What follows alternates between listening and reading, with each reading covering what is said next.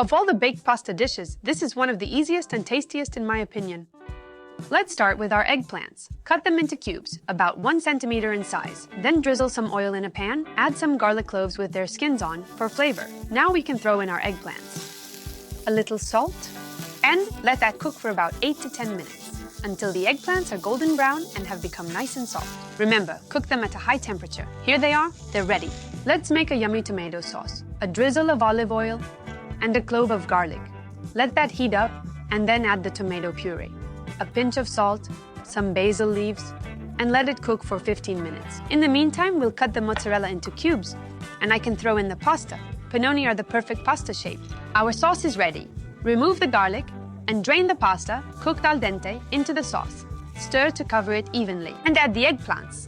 But make sure to set some aside for the surface of the dish. And the same thing with the mozzarella, keeping a little aside.